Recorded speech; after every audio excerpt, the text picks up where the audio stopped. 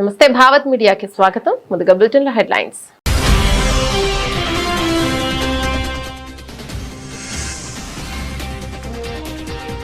India post చరిత్రలోనే తొలిసారి 4,000 కోట్లు దాటినట్లు వెల్లడించిన కేంద్ర మంత్రి జ్యోతిరాదిత్య సింధియా.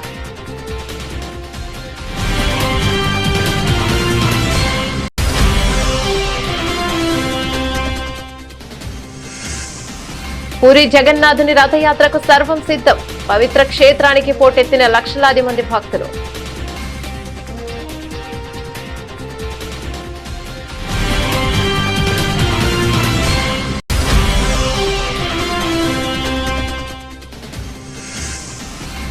కేరళ ప్రయోజనాలే మాకు ముఖ్యం. గత పాలకుల ఆదాని పెనాల్టీ మాఫీ బండారాన్ని బయటపెట్టిన సీఎం విడి సతీశన్.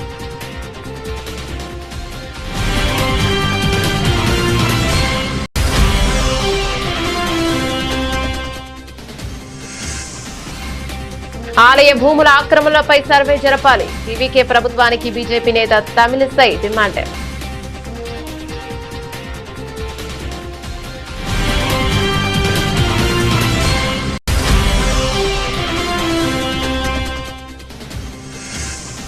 హైదరాబాద్ లో ప్రతిష్టాత్మక బ్రిక్స్ కార్మిక సంఘాల సదస్సు ముగింపు సెషన్ కు నేతృత్వం వహించిన కేంద్ర మంత్రి మన్సుఖ్ మాండవీయ.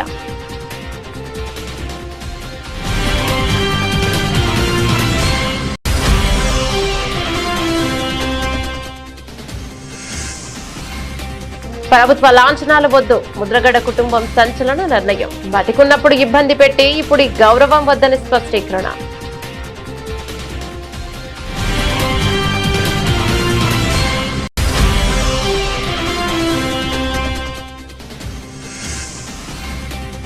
అంగన్వాడీ భవనాల నిర్మాణాన్ని వేగవంతం చేయాలి. అధికారులకు మంత్రి సీతక్క కీలక ఆదేశాలు.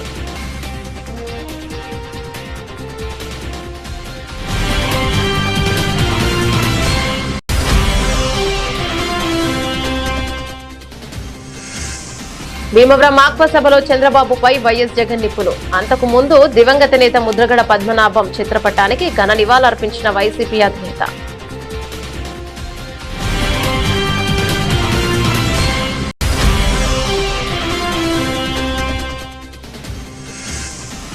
భీంగల్ అభివృద్ధి కోసం నిరాహార దీక్షకు పిలుపు. ప్రశాంత్ రెడ్డి దీక్షను భగ్నం చేసేందుకు కాంగ్రెస్ కుట్రంటూ బీఆర్ఎస్ మండిపాటు.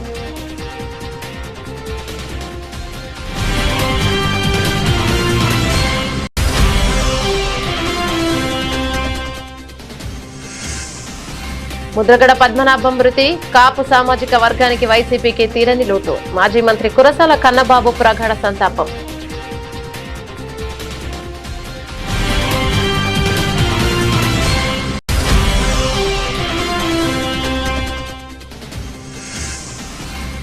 జపాన్ ఓపెన్ లో పీవీ సింధు శుభారంభం.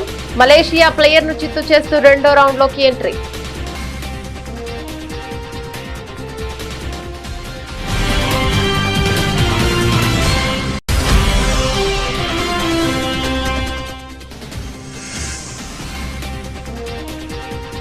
నష్టాల నుంచి ఉపశమనం. 500 పాయింట్ల లాభంలో Sensex.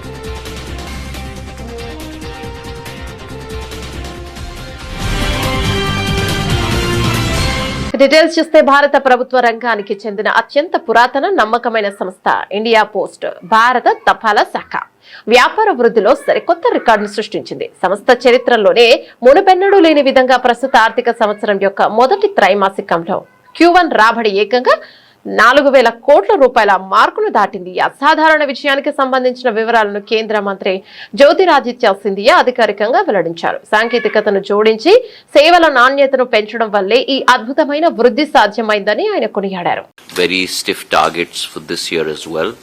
This is the first time in India Post history that we are growing in double digits. General growth trends at India Post have been in the range of 1 to 2.5% per annum. And last year we grew by close to about 20%. This quarter I'm very glad to report to you that total turnover compared to quarter 1 of FY 25-26 has grown by 22.2%. Last year Quarter 1 was 3,280 crores. This year, Quarter 1 is 4,008 crores. This is the first time in the history of India Post that Quarter 1 turnover has hit 4,000 crores and above. Generally, Q4 has been a high revenue quarter, but this is the first time that first quarter of a financial year we've hit above 4,000 crores of turnover. So it's a tremendous achievement on the part of the full India Post team. My India Post family of over 4 lakh people have toiled day in and day out to produce these results, and I, with humility, bow my head to all of them for the service that they have performed for India Post and for the nation. As you are aware, we have 6 verticals within India Post, and I will share the results per vertical. Parcel has grown by 50% over first quarter of 25-26. Last year we were at 197 crores of revenue. This year we've closed at 296 crores of revenue, change of 99 crores over one quarter. So almost a 50% growth rate. Mails has grown by 42%. 552 crores last year, 783 crores this year, growth of 231.5 crores. IR and GB has been the difficult one because of international situations with regard to the West Asia crisis and so on and so forth. But even that, in these difficult times. విశ్వవిఖ్యాత ఒడిశాలోని పూరి క్షేత్రం అత్యంత ప్రతిష్టాత్మకమైన వార్షిక రథయాత్ర మహోత్సవానికి సర్వాంగ సుందరంగా ముస్తాబైంది. లోక రక్షకుడు ఆ జగన్నాథుని రథోత్సవాన్ని కనులారా వీక్షించేందుకు దేశ విదేశాల నుండి లక్షలాది మంది భక్తులు ఇప్పటికే ఈ పవిత్ర నగరానికి పోటెత్తారు. రేపటి నుంచి అంటే జూలై 16వ తేదీ నుంచి 9 రోజుల పాటు సాగే ఈ ఉత్సవాన్ని అత్యంత వైభవంగా నిర్వహించేందుకు ఒడిశా ప్రభుత్వం పూరి ఆలయ యంత్రాంగం అన్ని రకాల ఏర్పాట్లను పూర్తి చేశాయి. భక్తుల భద్రతకు ఎలాంటి ఢోకా లేకుండా భారీ పోలీస్ బందోబస్తును కూడా ఏర్పాటు చేశారు. 12వ శతాబ్దపు పురాతన పుణ్యక్షేత్రం నుండి రేపు ఉదయం జగన్నాథుడు తన సోదరుడు బలభద్రుడు సోదరి సుభద్రాదేవి సమేతంగా వార్షిక ప్రయాణాన్ని ప్రారంభించనున్నారు. శ్రీమందిరం నుండి సుమారు 2.5 కిలోమీటర్ల దూరంలో ఉన్న శ్రీ గుండిచా ఆలయానికి ఈ 3 రథాలు భక్తుల జయ జయ ధన్యాల మధ్య కదలాడుతున్నాయి. భారీ సంఖ్యలో తరలి వస్తున్న భక్తుల రద్దీని దృష్టిలో ఉంచుకొని అటు ట్రాఫిక్ ఆంక్షలు ఇటు వైద్య శిబిరాలను సిద్ధం చేశారు. ఎండ తీవ్రతను తట్టుకునేలా త్రాగునీటి సదుపాయాలు కల్పించారు. రథాలను లాగేందుకు స్వామివారిని దర్శించుకునేందుకు భక్తులకు ఎంతో ఉత్కంఠగా ఎదురు చూస్తున్నారు. పూరి నగరం మొత్తం ప్రస్తుతం భక్తి పారవశ్యంతో ఆధ్యాత్మిక శోభతో పులకించిపోతుంది. కేరళలోని ప్రతిష్టాత్మక విలింజం పోర్టు వాటాల బదిలీ అంశంపై వస్తున్న ఆరోపణలను ఆ రాష్ట్ర ముఖ్యమంత్రి వీడి సతీశన్ తీవ్రంగా ఖండించారు. విలింజం పోర్ట్ వ్యవహారంలో రాష్ట్ర ప్రయోజనాలను కాపాడటంలో తమ ప్రభుత్వం ఎలాంటి రాజీ పడబోదని ఆయన స్పష్టం చేశారు. ఈ పోర్టుకు సంబంధించిన ప్రతి ప్రతిపాదనను నిర్ణయాన్ని ఒక ఉన్నతాధికార కమిటీ నిరంతరం పర్యవేక్షిస్తోందని చెప్పారు. ఇదే సమయంలో ప్రతిపక్షాలపై సీఎం సతీశన్ ఎదురుదాడికి దిగారు. గత ప్రభుత్వ హయాంలో ఆదాని పోర్టు నుంచి రాష్ట్రానికి రావాల్సిన 219 కోట్ల పెనాల్టీని 2 విడతల్లో అడ్డగోలుగా మాఫీ చేశారని సంచలన ఆరోపణలు చేశారు. നമ്മൾ എംപവേർഡ് കമ്മിറ്റി വെച്ചിരിക്കുകയാണ്. നടപടിക്രമം അനുസരിച്ച് ഒരു എംപവേർഡ് കമ്മിറ്റി വെച്ചിരിക്കുകയാണ്.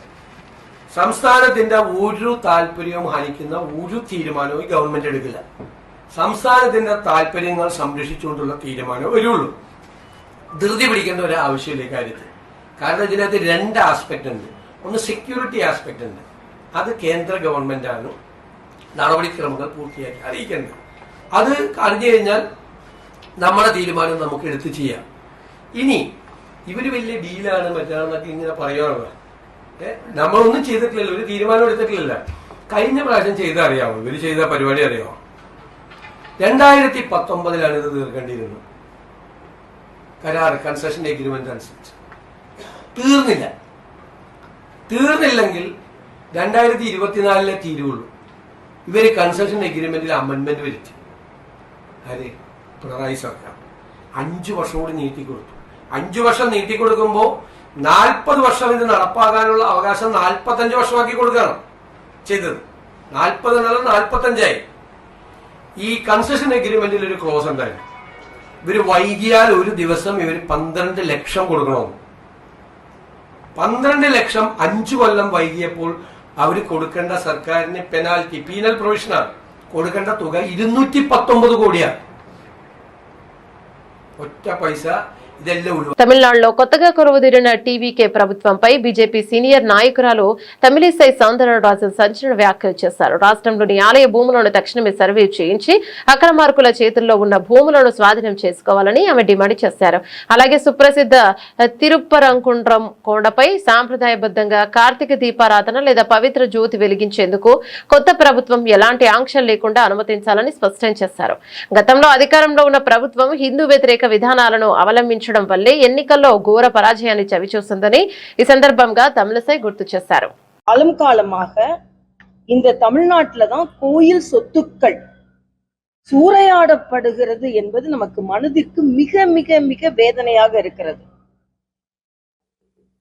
கோயில் சொத்துக்கள் அந்த பகுதி மக்களுக்கு பலன் தரும் அளவிற்குத்தான் கொடுக்கப்பட்டது. ஆனால் எவ்வளவு பேர் அதை உபயோகித்தாலும் பயன்படுத்தினாலும் நிறைவாக அது கோயிலுக்கானதான். ஆனா நீங்க கரூர்ல இருக்கட்டும், பழனியில இருக்கட்டும், இன்னைக்கு கோயில் சொத்துக்கள் எந்த அளவிற்கு கோயிலுக்கு இல்லாமல் அது சூறையாடப்பட்டு கொண்டிருக்கிறது தான் என்பது நமக்கு மிகுந்த வேதனை அளிக்கக்கூடியதாக இருக்கிறது. அதனால தமிழக அரசு கரூர்ல உள்ள கோயில் நிலங்கள், அது கோயிலுக்கான நிலங்கள், இனாம் நிலங்கள் என்று அதற்கு ஒரு பிரிவை ஏற்படுத்தி அது இன்னும் தீர விசாரிக்கப்பட வேண்டும். ஆனா எந்த வகையிலும் கோயில் சொத்துக்கள் அபகரிக்கப்படக்கூடாது என்பதில் நாம் எல்லோருமே தெளிவாக இருக்க வேண்டும். அரசாங்கம் மட்டும் இல்ல, எல்லோருமே தெளிவாக இருக்க வேண்டும். இது ஒரு தாழ்மையான கருத்து. அதே மாதிரிதான் பழனியில 100 கோடி மதிப்பிலான பழனி ஆண்டவரின் சொத்து 2 கோடிக்கு விற்கப்பட்டிருக்கிறது. அதாவது அவர் பழனி ஆண்டியாக இருந்தாலும் அவர் எல்லோருக்கும் மிக மிக செல்வத்தை கொடுத்து கொண்டிருக்கிறார். ஆனா அவரோடதையே சுரண்டும் அளவிற்கு நிகழ்வுகள் நடைபெறுகிறது என்றால் நம்மளால ஒத்துக்கொள்ள முடியாது. அதனால தமிழக அரசு ஒவ்வொரு கோயிலுக்கும் எவ்வளவு நிலங்கள் இருக்கிறது, எவ்வளவு ஆக்கிரமிப்பு செய்யப்பட்டிருக்கிறது, அதற்கான சொத்துக்கள் எவ்வளவு, எந்த அளவிற்கு அரசாங்கம் அதை பாதுகாக்கிறது என்பதை முழுமையான அறிக்கையாக தயார் செய்து மக்களுக்கு கொடுக்க வேண்டும் என்பதுதான் எனது கருத்தாக இருக்கிறது, எல்லோரின் கருத்தாகவும் இருக்கிறது.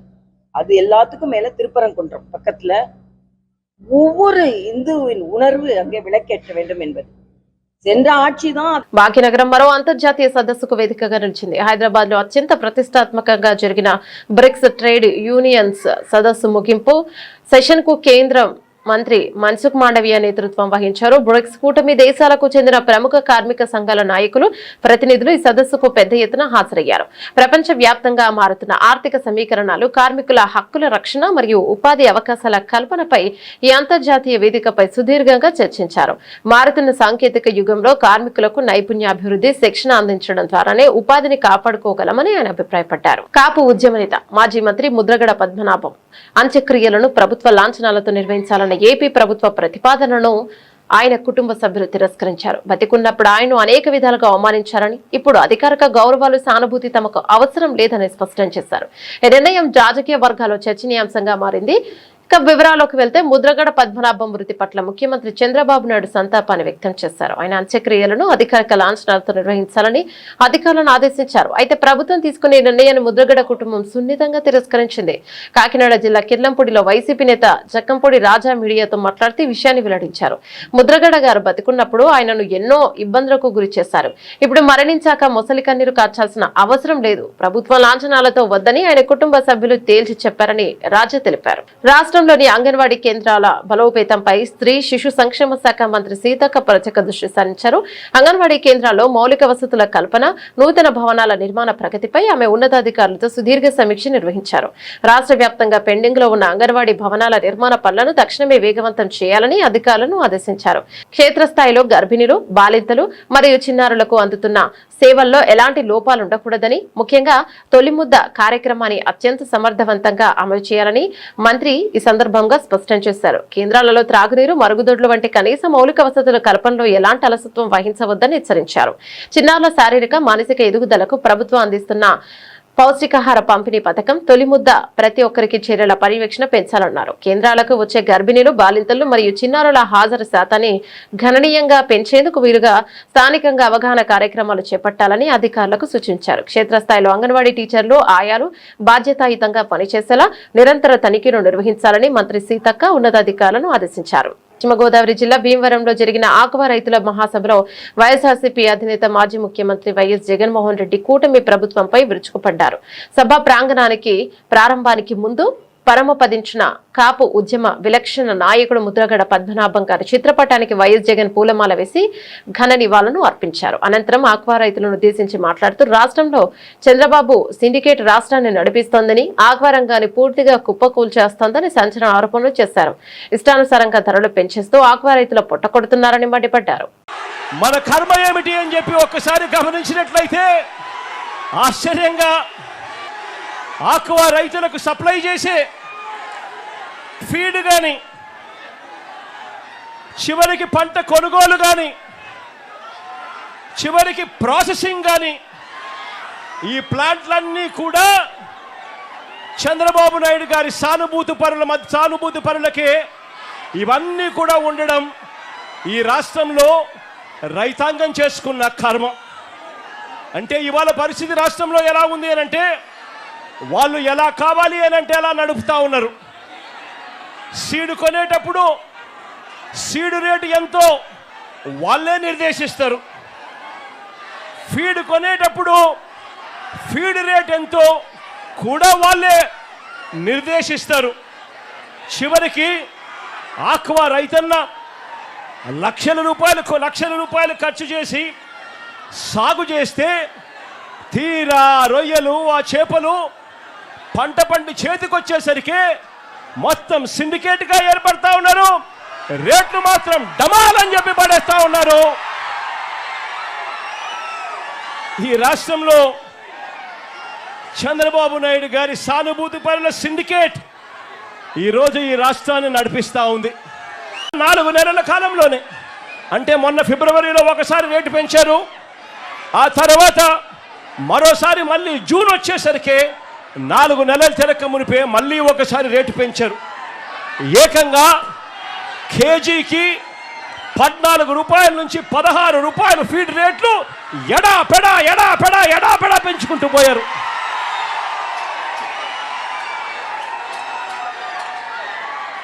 రైతుల అంగీకారం లేకుండానే, రైతుల గోడు వినకుండానే ఆప్సరా చట్టాన్ని ధిక్కరించి వీళ్ళు ఇష్టానుసారంగా రేట్లు పెంచుకుంటూ పోతా ఉన్నారు.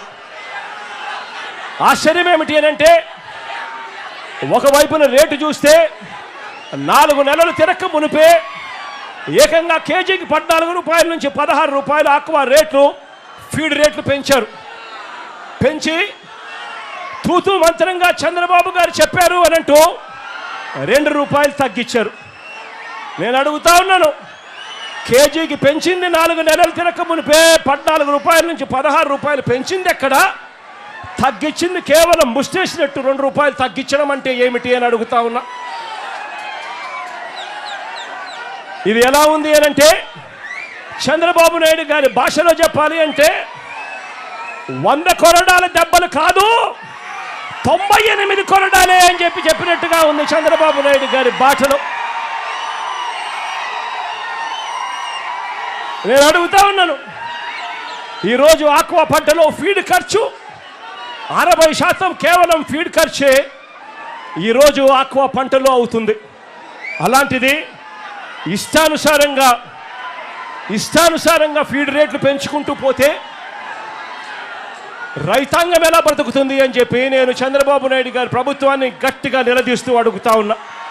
నిజామాబాద్ జిల్లా బాల్కొండ నియోజకవర్గంలో రాజకీయాలు ఒక్కసారిగా వేడెక్కాయి. మాజీ మంత్రి బాల్కొండ ఎమ్మెల్యే వేముల ప్రశాంత్ రెడ్డి గారిని పోలీసులు హౌస్ అరెస్ట్ చేశారు. నియోజకవర్గ అభివృద్ధి సమస్యలపై ఆయన తలపెట్టిన నిరాహార దీక్షను భగ్నం చేసేందుకు కాంగ్రెస్ ప్రభుత్వం కుట్రపూరితంగా వ్యవహరిస్తోందని బీఆర్ఎస్ శ్రేణులు ఆగ్రహాన్ని వ్యక్తం చేస్తున్నాయి. దీక్ష కార్యక్రమాన్ని అడ్డుకునేందుకు ఈ ఉదయం నుంచే నియోజకవర్గ వ్యాప్తంగా ఉన్న ముఖ్య బీఆర్ఎస్ నాయకులను, శ్రేణులను ఎక్కడికక్కడ గృహ నిర్బంధం చేయడంతో పాటు భారీగా అరెస్టులు చేసి పలు పోలీస్ స్టేషన్లకు తరలించారు. దీంతో బాల్కొండ పరిధిలో తీవ్ర ఉద్రిక్తత వాతావరణం నెలకొంది. బాల్కొండ నియోజకవర్గ ప్రజలందరికీ నమస్కారం. నేను భీమ్గల్లో 100 పడకల ఆసుపత్రిని పూర్తి చేయాలని మేము ప్రభుత్వంలో ఉన్నప్పుడు మంజూరు చేసి 75% పనిచేసిన పనులు అవి. ఒక 20-25% మిగిలిన పనులు. 100 పడకల ఆసుపత్రి కావచ్చు, ఇంటిగ్రేటెడ్ మార్కెట్ కావచ్చు, అట్లనే మూతబడ్డ భీమ్గల్ బస్ డిపోని తెరిపేయమని, అట్లనే నేను మంజూరు చేసినటువంటి 12 కోట్ల రూపాయలతో సీసీ రోడ్లు మున్సిపల్ ఎలక్షన్లు వస్తున్నాయని అప్పుడు కొబ్బరికాయలు కొట్టిరు, అవి ఇంకా పూర్తి చేయట్లేదు, అది పూర్తి చేయాలని చెప్పి భీమ్గల్లో ప్రజా సమస్యల కోసం ఆ పెండింగ్ పనులు పూర్తి చేయాలని నేను ఈరోజు అంటే 15వ తారీఖు నాడు ఒకరోజు కఠోర నిరాహార దీక్ష, నీళ్లు కూడా ముట్టకుండా నిరాహార దీక్ష చేస్తా అని చెప్పి నేను చెప్పిన. అయితే నేను ఇవాళ నిరాహార దీక్షకు వెళ్ళాలని అంటే నేను స్నానం కూడా చేయకన్నా మొదలే, నేను నిద్ర కూడా లేవకన్నా మొదలే పోలీసులు నా ఇంట్లో చుట్టినారు, నన్ను బయటకు పోనీయరట, నన్ను ఇంట్లోనే అరెస్ట్ చేస్తా అని చెప్తా ఉన్నారు పోలీసులు. మరి ఇది ఒక్కసారి ఆలోచన చేయాలి బాల్కొండ నియోజకవర్గ ప్రజలు.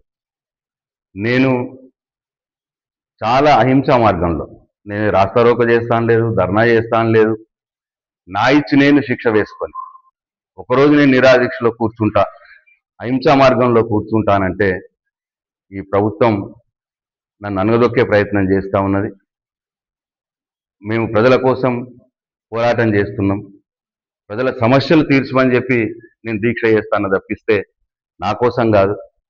ఆ హాస్పిటల్ పని పూర్తి చేయాలని, ఇంటిగ్రేటెడ్ మార్కెట్ పనులు పూర్తి చేయమని, బస్ డిపో తెరిపియమని, సీసీ రోడ్లు పూర్తి చేయమని, భీమ్గల్ ప్రజల సమస్యలు, బాల్కొండ నియోజకవర్గ సమస్యలు చేయాలని చెప్పి మేము అడుగుతున్నాం తప్పిస్తే వేరేది కాదు.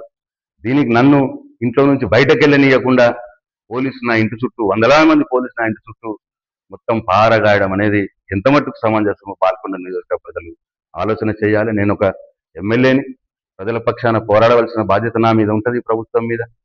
మరి వాళ్ళు వచ్చి నా దీక్షలో వచ్చి, దీక్షా శిబిరంకి వచ్చి మేము నెలలో పూర్తి చేస్తాం, 2 నెలల్లో పూర్తి చేస్తాం అని మాట ఇస్తే నేను దీక్ష విరమిస్తా కదా. దీనికి పెద్ద ఇంతెత్తున నన్ను అనగదొక్కాల్సిన అవసరం ఏమున్నది, నా గొంతు నొక్కాల్సిన అవసరం ఏమున్నది? కాబట్టి బాల్కొండ నియోజకవర్గ ప్రజలు, భీమ్గల్ పట్టణ ప్రజలు, భీమ్గల్ మండల ప్రజలు దయచేసి ఆలోచన చేయాలని చెప్పి నేను కోరుతా ఉన్నా. ఒక్క మాట మాత్రం నిజం, నన్ను ఇంట్లో పెట్టి అరెస్ట్ చేసినా నా దీక్ష కొనసాగుతుంది ప్రజల కోసం, ఆ సమస్యలు పూర్తి చేయడం కోసం. లేదు నన్ను అరెస్ట్ చేసి జైల్లో, నా పోలీస్ స్టేషన్లో పెట్టినా పోలీస్ స్టేషన్లో నా దీక్ష కొనసాగుతుంది, నా సత్యాగ్రహం కొనసాగుతుంది. కాపు ఉద్యమ ఆశాజ్యోతి మాజీ మంత్రి ముద్రగడ పద్మనాభం గారి అకాల మరణంపై వైఎస్ఆర్ కాంగ్రెస్ పార్టీ శ్రేణులు మరియు కాపు సామాజిక వర్గ నేతలు తీవ్ర దిగ్భ్రాంతి వ్యక్తం చేస్తున్నారు. ముద్రగడ పద్మనాభం పరమపదించడం కాపు సామాజిక వర్గానికి మాత్రమే కాకుండా వైఎస్ఆర్సీపీకి కూడా తీరని లోటని మాజీ మంత్రి కురసాల కన్నబాబు ఆవేదన వ్యక్తం చేశారు. కాపు జాతి హక్కుల కోసం, రిజర్వేషన్ల సాధన కోసం ఆయన సాగించిన నిబద్ధతతో కూడిన పోరాటాన్ని ఈ సందర్భంగా కన్నబాబు గుర్తు చేసుకున్నారు. ముద్రగడ ఆత్మకు శాంతి చేకూరాలని ప్రార్థిస్తూ వారి కుటుంబ సభ్యులకు వైఎస్ఆర్సీపీ తరపున ప్రగాఢ సానుభూతిని తెలియజేశారు. ఈరోజు మన రాష్ట్రంలో ఒక విషాద సంఘటన నమోదైంది. సుదీర్ఘ రాజకీయ చరిత్ర కలిగిన కాపు ఉద్యమ నాయకుడిగా, ఒక విలక్షణమైన పోరాట పటిమ కలిగిన శ్రీ ముద్రగడ పద్మనాభం గారు మనల్ని విడిచి వెళ్ళిపోయారు. చాలా దురదృష్టం. ఒక నిబద్ధత కలిగిన నాయకుడిగా పద్మనాభం గారు ఈరోజు పరమపదించడం అందరికీ లోటే. ఒక విలక్షణమైన వ్యక్తిత్వం అయింది. చాలా ముక్కుసూటితనం, పట్టుదల, నిజాయితీ, మాట మీద నిలబడడం, ఇవన్నీ ఆయన లక్షణాలు.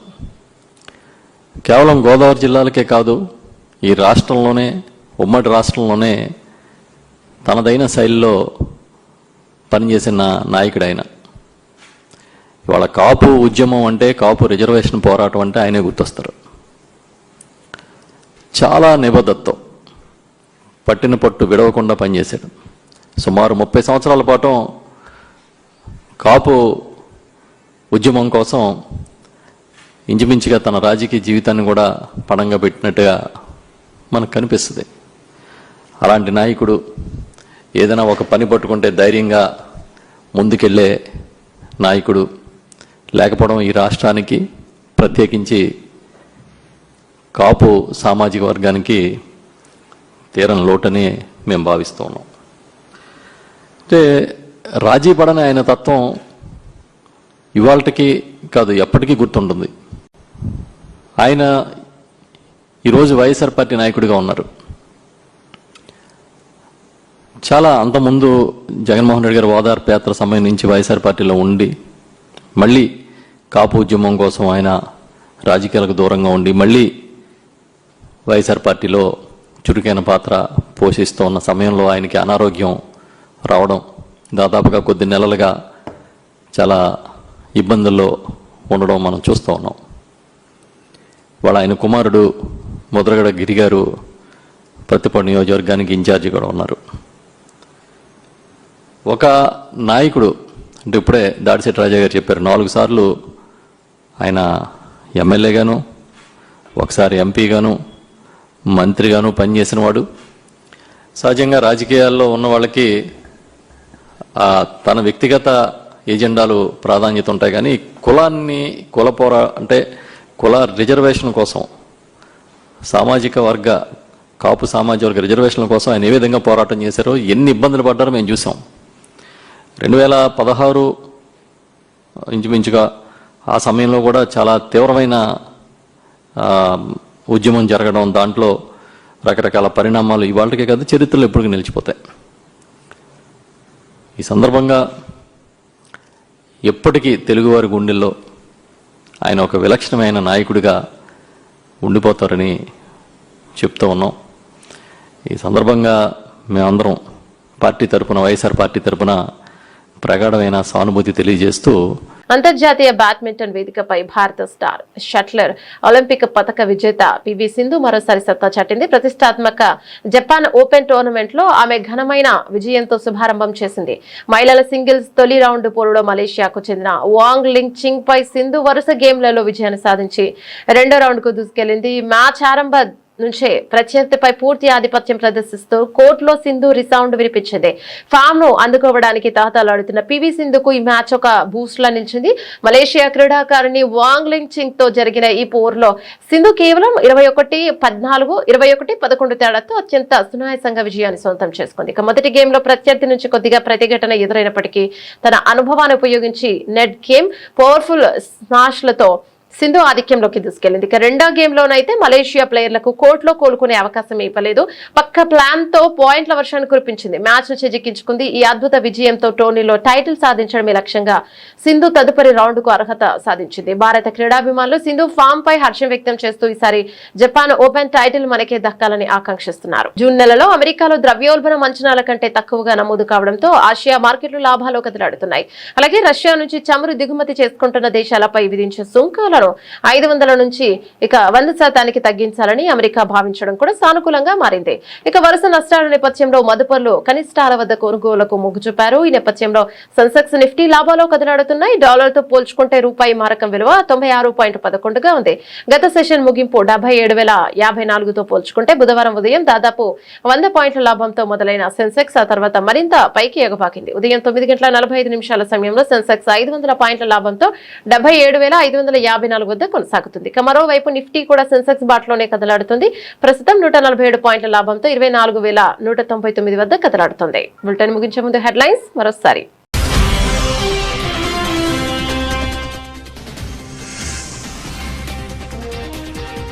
ఇండియా పోస్ట్ చరిత్రలోనే తొలిసారి 4,000 కోట్లు దాటినట్లు వెల్లడించిన కేంద్ర మంత్రి జ్యోతిరాదిత్య సింధియా.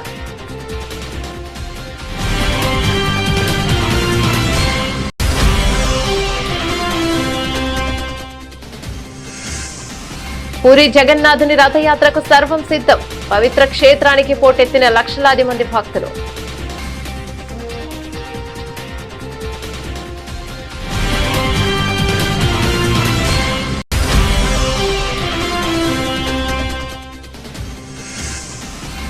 కేరళ ప్రయోజనాలే మాకు ముఖ్యం. గత పాలకుల ఆదాని పెనాల్టీ మాఫీ బండారాన్ని బయటపెట్టిన సీఎం విడి సతీశన్.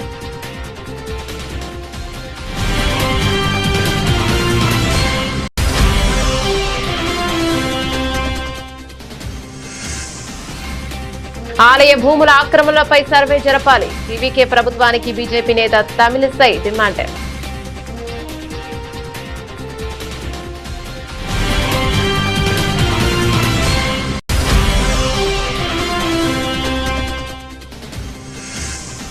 హైదరాబాద్ లో ప్రతిష్టాత్మక బ్రిక్స్ కార్మిక సంఘాల సదస్సు ముగింపు సెషన్ కు నేతృత్వం వహించిన కేంద్ర మంత్రి మన్సుఖ్ మాండవీయ.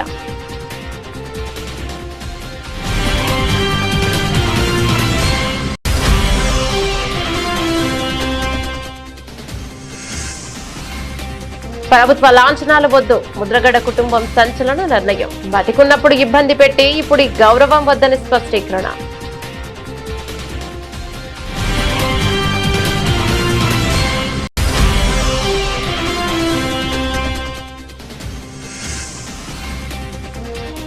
అంగన్వాడీ భవనాల నిర్మాణాన్ని వేగవంతం చేయాలి. అధికారులకు మంత్రి సీతక్క కీలక ఆదేశాలు.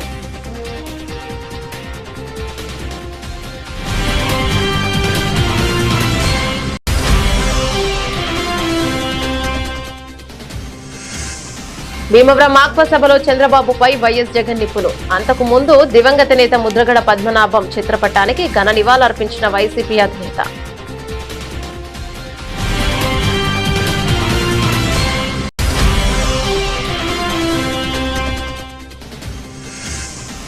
భీంగల అభివృద్ధి కోసం నిరాహార దీక్షకు పిలుపు. ప్రశాంత్ రెడ్డి దీక్షను భగ్నం చేసేందుకు కాంగ్రెస్ కుట్రంటూ బీఆర్ఎస్ మండిపాటు.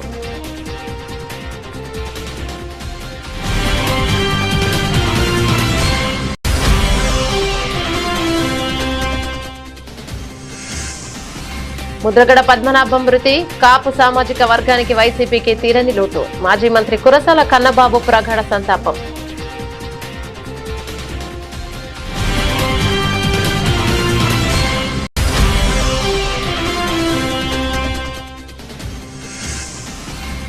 జపాన్ ఓపెన్ లో పీవీ సింధు శుభారంభం.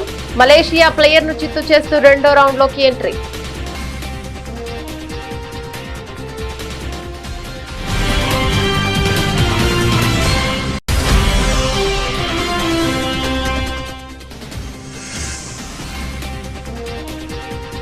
నష్టాల నుంచి ఉపశమనం. 500 పాయింట్ల లాభంలో సెన్సెక్స్.